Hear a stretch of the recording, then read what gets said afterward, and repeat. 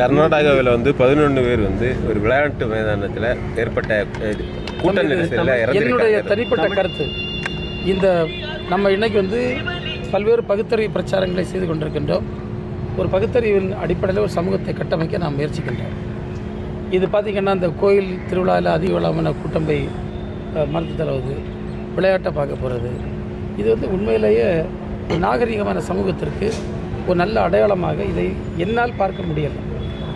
ஆங்கிலத்தில் பழமொழி உண்டு, don't be a spectator but be a participant. நீ பார்வையாளராக இருக்காத, பங்கேற்கக்கூடியனா இருக்கு. இன்றைக்கி இதில் போல எத்தனை பேர் கிரிக்கெட் மட்டையை தொட்டு பார்த்துருக்காங்கன்னு எனக்கு தெரியாது. இது கர்நாடக அரசின் தோல்வின்னு நினைக்கிறீங்களா? இல்லை, நான் அரசை பற்றியே பேசலை, அரசை பற்றியே நான் பேசலை. இது எல்லா இடத்துலையும் நடந்துகிட்டு இருக்கு. கர்நாடகாவில் பகுத்தறிவு கிடையாது.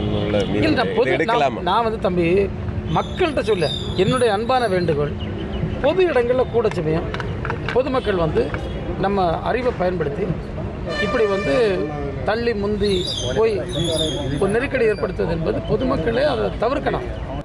பிளே ஸ்டோர் மற்றும் ஆப் ஸ்டோரில் இருந்து பாலிமர் செயலியை QR கோடு மூலம் பதிவிறக்கம் செய்யுங்கள்.